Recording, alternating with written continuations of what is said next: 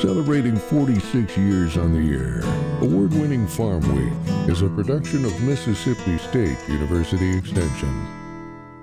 Today on Farm Week, truckers head to court to fight what they say is nothing more than a money grab. Plus, scientists say it's been the hottest summer ever, including a brutal August. On the other side of that coin, a lack of water may have helped one pumpkin patch in time for the holidays. And in our feature, a water quality program that could actually help farmers make more money. Farm Week starts right now.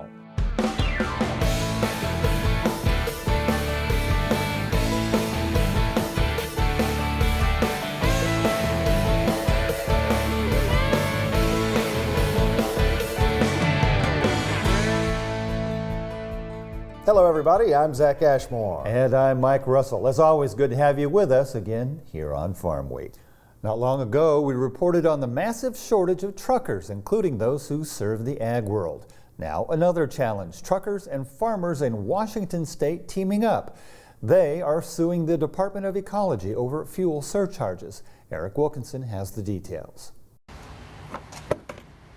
Every time Brad DeCutt fuels up his semi, he hears the same thing in his head. Cha-ching, cha-ching, cha-ching. More money out of my pocket, more money out of everybody else's pocket. Brad is an independent truck driver. His semi takes 270 gallons of diesel to fill up.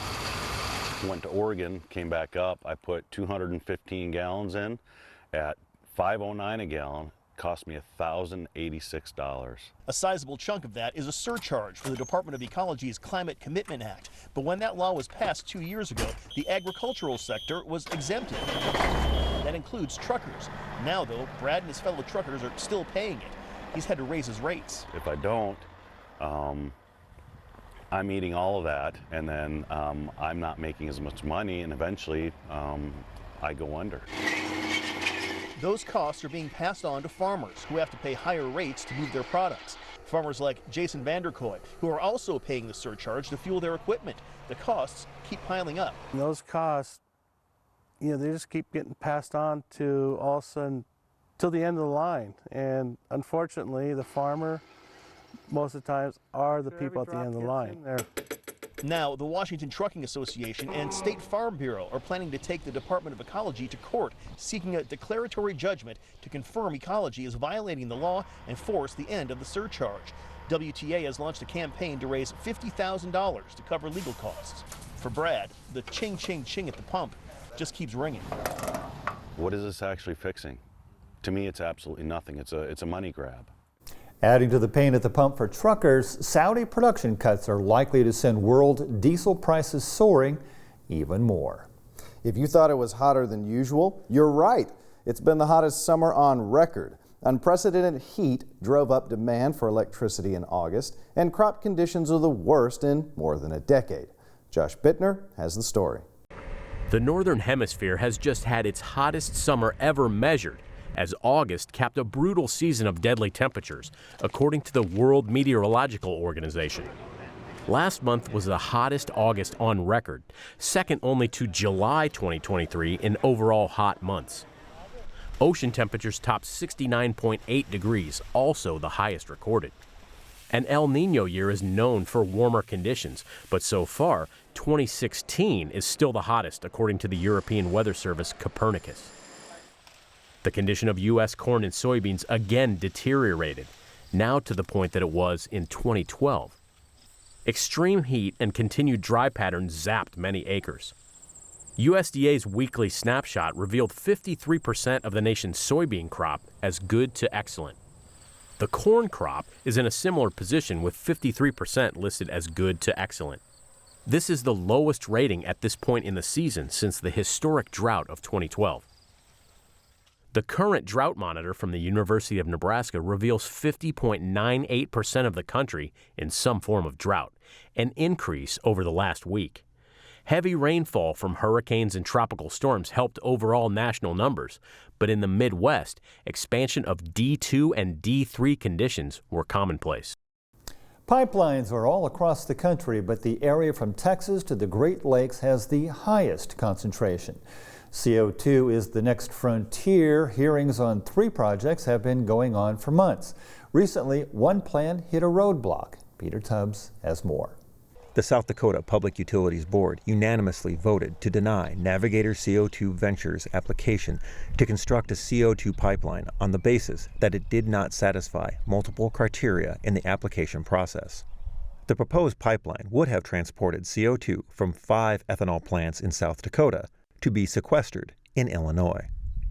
The South Dakota section represented about 10% of the 1,300 miles for the proposed project.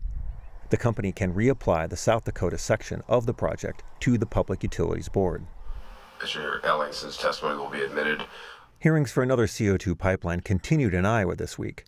The public events for the Summit Carbon Solutions pipeline entered their third week, with witnesses testifying on plans to repair damages to drainage tile caused by construction of the pipeline.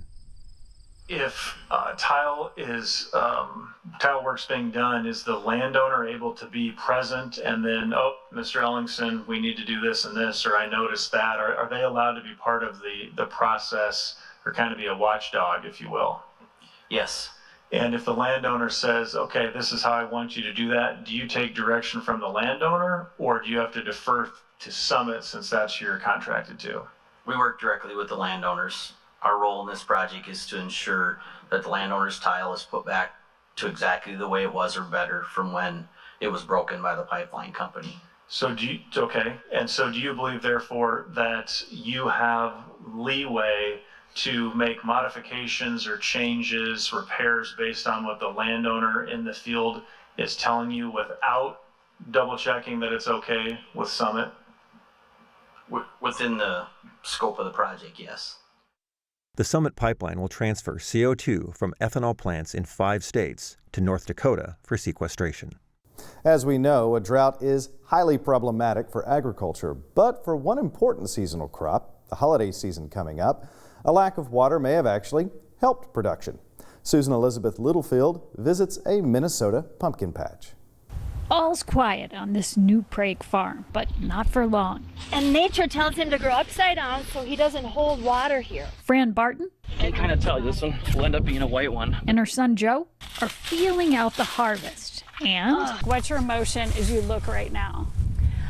Oh, sheer surprise and joy, and I don't even know if I can express it. For a while, though, things were looking bleak. After about 2 weeks, almost 3 weeks, only about 5 or 10% had germinated. So that's not very good. 90% of those pumpkins started about 3 weeks late, which was scary for this pumpkin picking family with 11 kids and 41 grandkids. And to me, I think the biggest joy is just seeing my family being so happy out here and being together.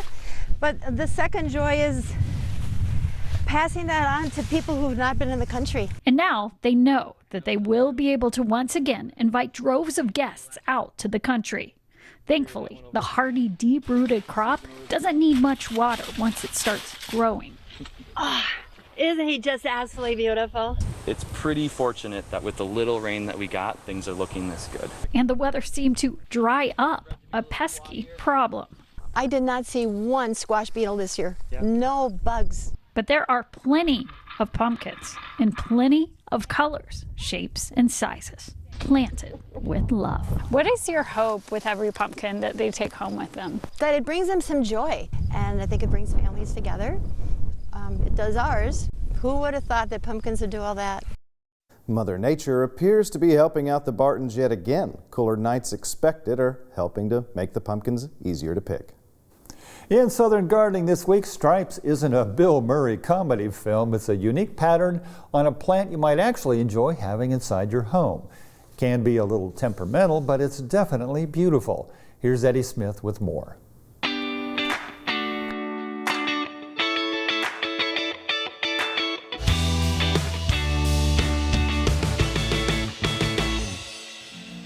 Are you looking for a plant to brighten up an indoor space?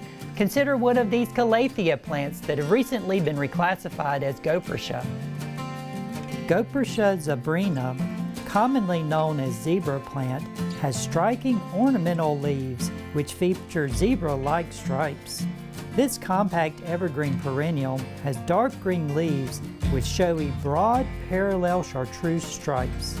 The leaves fold together at dusk, exposing the silvery light green undersides in a manner somewhat resembling praying hands. hence the sometimes used common name of prayer plant. Gophersia macquayana, also known as peacock plant, has striking foliage that is said to resemble the beauty of a peacock's tail. It features broad, oval leaves with pale creamy white backgrounds and oval dark green designs and striping. The dark green markings are pinkish purple on the undersides of the leaves. Gophersia insignis is commonly called the rattlesnake plant. Its wavy margined linear leaf blades are pale green, variegated with attractive dark green elliptic blotches on both sides of the midrib with thin dark green marginal leaf edges. The undersides of the leaves are reddish purple to maroon in color. Each leaf is said to resemble the markings found on some rattlesnakes, hence the common name of this plant. There are many visually attractive houseplants to brighten up your indoor spaces. Check with your local nurseries and garden centers to see what's available. I'm Eddie Smith, and I will see you next time on Southern Gardening. Take a short break, but stick around. Coming up, a water program that's good for the environment and helps farmers make more money. It's a certification program in Minnesota that incentivizes farmers to protect their most valuable resource, water. Of course, farming is a balancing act, but this program helps farmers optimize their operations in a way that they usually wind up more profitable. And that's a win-win in everyone's book. Farmers taking water quality to the next level, coming up on Farm Week. Don't go away.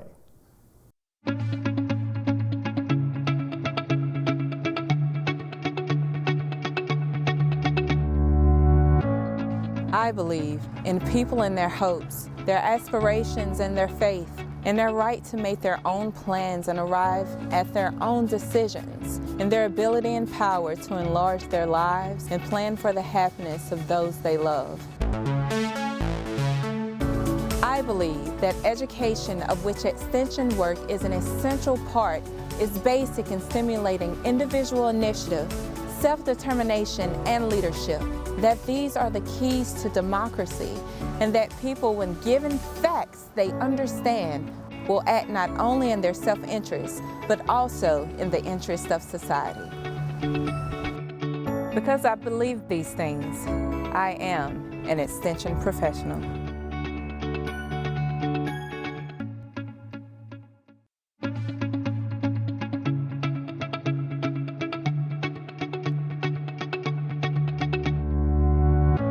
I believe in people and their hopes, their aspirations, and their faith. I believe in intellectual freedom to search for and present the truth without bias and with courteous tolerance toward the views of others. I believe that education is a lifelong process, and the greatest university is the home. That my success as a teacher is proportional to those qualities of mind and spirit that give me welcome entrance to the homes of the families I serve.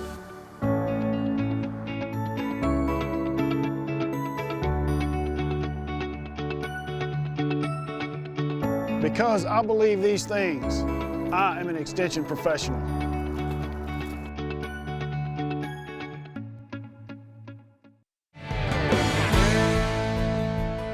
Time for the market report. Not too much activity last week. That's right, Mike. Prices still trending down, but not in a major way, and some small gains here and there.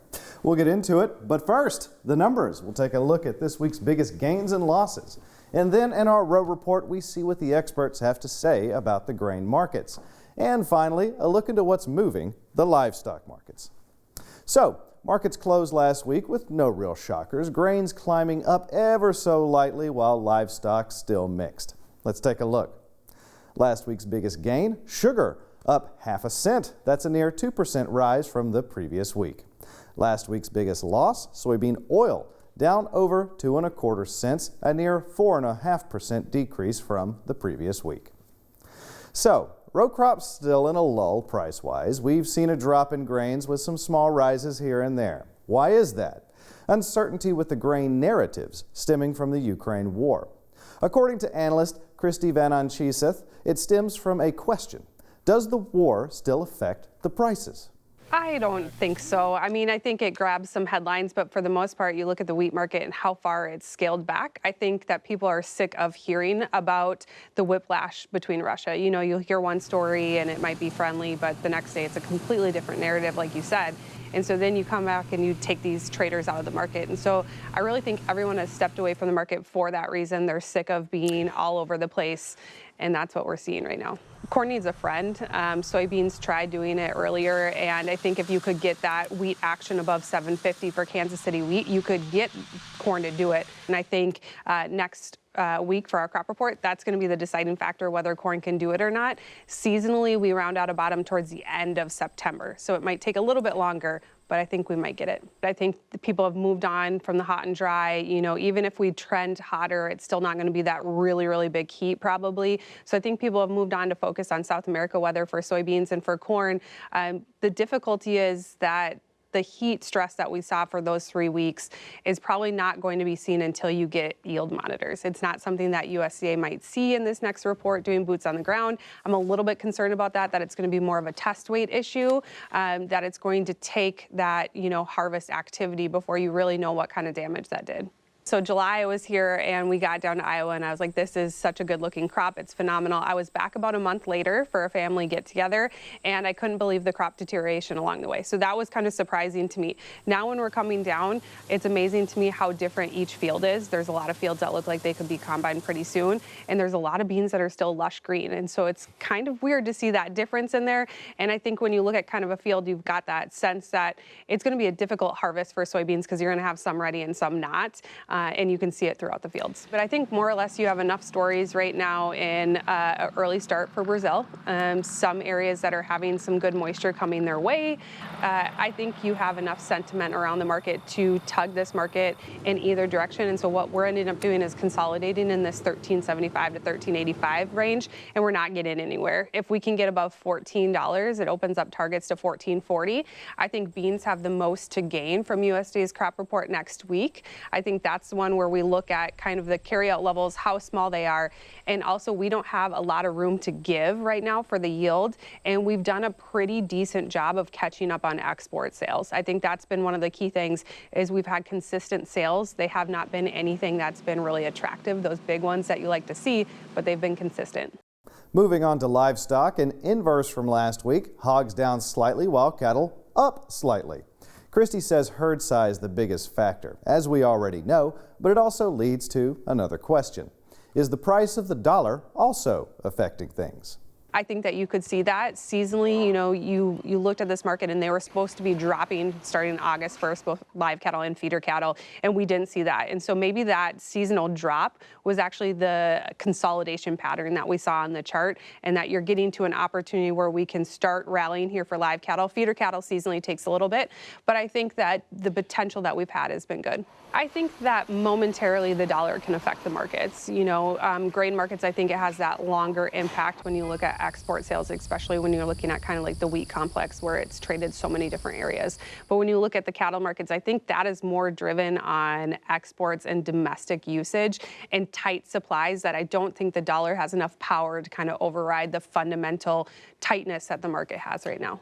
I think moving forward, it's going to take a long time before you can kind of see that expansion start to happen again. And I think one thing to look at is maybe for feeder cattle, the feed usage. That is such a big aspect to that. So I think overall you're looking at a pattern that we're still going to have that friendly story behind it for fundamentals. I think right now one of the biggest things is hog liquidation. We're seeing that kind of across the board. You're seeing some farms close in Missouri, some Prop 12 liquidation. So I'm not so sure if it's necessarily the dollar, but I think liquidation is the biggest factor here. Is that for a while it looked like maybe futures were going to go meet cash, but it ended up cash coming down to meet futures. I actually think you could dig out of this hole once we get past liquidation. I think when you talk about domestic usage, you look at the difference in price between beef and pork. I think that you're still going to see that demand really stay strong for domestic usage, and I think also our export sales on pork, just the way everything's panning out, I think could stay strong as well. And that's it for a deeper look into the markets. We've had a dry summer, and that's going to affect yields this harvest season. Once things get underway, we'll see the full effect. Mike? Thanks, Zach. Farmers and ranchers who depend on the Colorado River have been told to drastically cut their usage on their own. or the federal government says it will mandate the cuts for them. Conservation is one part of the water equation, quality is the other, especially in Minnesota. Once again, Peter Tubbs has more. Farming is often a balancing act between environmental sustainability and financial viability. On one side, you are out to make money, and on the other, you are protecting your most valuable economic resource. The Minnesota Water Quality Certification Program was begun in 2015 to help incentivize farmers to protect one of their valuable resources, water. Almost 1,200 farms have been certified, covering nearly 1 million acres of Minnesota farmland. Certification also deems an operation in compliance with any new water quality legislation for a decade. The regulatory certainty has become an attraction for beginning the water certification program. Brad Redlin is the Water Quality Certification Program Manager for the Minnesota Department of Agriculture. That's really an insurance policy for those 10 years to know they're either going to be in compliance with it after those 10 years or they have 10 years to make any tweaks that they might have to meet some new law. The Water Quality Certification Program reviews every part of a farming operation that might affect the water leaving a farm, from tillage practices to manure management. The surprise finding is that farms that fulfill the parameters required by the water quality certification are consistently more profitable. When you do site-specific risk assessment response and analysis, you're maximizing your performance on the farm. We have these licensed accredited agronomist conservation planners that go out and work with the farmer throughout the entire operation, every step of the way, maximize their performance. It's going to be more profitable. It's no different than any other industry or any other application of management to a production challenge. If you maximize that performance, the profit's going to be there, and that's what's been shown to happen. The study's authors emphasize that being certified is not the key to improved profitability, but rather managing a farming operation at a level that would qualify a farm for certification is an indicator of other work being done. Keith Olander is Executive Director of Ag-Centric, a state of Minnesota program that bridges the gap between agriculture and education. To become water quality certified, you have to step through the process, which means that I am watching all of the practices on my fields and within my livestock. Those are things that maybe we take for granted in some of the farming operations, but it isn't maybe uniform in practice. But it tends to bring those out to say that helps us become more profitable. So yes, I'm a little leery to just say, you're water quality certified now, and you're going to be more profitable. But undoubtedly, that cohort, after over 4 years and starting to get over 100 farms, it's really hard to argue that. The fact that the water quality certified managers are still showing to be more profitable than even their cohorts within this financial service provision process that the Farm Business Management Program provides, that it just more clearly delineates the fact that what certification values is what's profitable. Producers who market directly to consumers use their water quality certification to differentiate themselves from others in the market. Water quality certification is an enhancement to your farm over the long term. I think it's a bold statement, but it's a fair statement that we can make. So the consumer can draw back a little confidence to say we're doing both of those in a fair way, that we're supporting farmers to be viable economically and environmentally sustainable. For Todd Stencil, who farms in Waseca County, Minnesota, reducing tillage passes, one of the requirements to get certified, lowers input costs and creates a higher performing soil. Bottom line, the number one would be time saving. The amount of labor savings and fuel savings is significant. To achieve certification, Stencil made adjustments to the tiles on the edges of his fields. He installed low-velocity water quality inlets that slow the access to the tile once ponding occurs, reducing the amount of soil that is washed down the tile, and keeping the trash from harvest on the field. It was a fairly simple process. I had inquired about it through the NRCS and our local soil and water, got the paperwork, kind of contemplated it, and then with the help of the NRCS, was encouraged to apply for it. On my particular farm, because of the ridge till and strip till I was already using, it was actually very simple to implement the different things they recommended. All I had to do was change a few of those, prove the paperwork on my current practices, and I was in. Water-qualified certified farms tend to have more livestock than the average farm in Minnesota, which may require a higher level of management. Access to manure reduces input costs while also improving soil chemistry. That practice of examining every dollar earned and spent on the farm and determining the unique best practices for each producer often improves the profitability compared to neighboring farms. I don't want anybody to say, if I go get water quality certified, I'm going to make more money. I don't think that that's the game. I think it's always the idea that if I'm going to be a successful business, I got to think like a successful business. And certainly what water quality has pointed out is that those people that are certified think like successful business owners. But that just comes back to this management of soils, the environment, and that falls back into my economics. Sage advice, do the work to get certified and it might just grow your bottom line. Well, next week, as we prepare for our Tree Farmer of the Year story in a few weeks, an encore Tree Farm Economics. We head to the peaceful town of Aberdeen, Mississippi. There we meet Bobby Watkins, whose tall pines planted more than 30 years ago are both his retirement income and his legacy. Mr. Watkins was born to be a tree farmer. His love of the land sustains the here and now and will cradle generations to come. That's next time on Farm Week. Remember, if you missed a story, look for past episodes of Farm Week on our website at farmweek.tv. And don't forget to follow us on Facebook and YouTube as well. See you next week. Thanks for watching.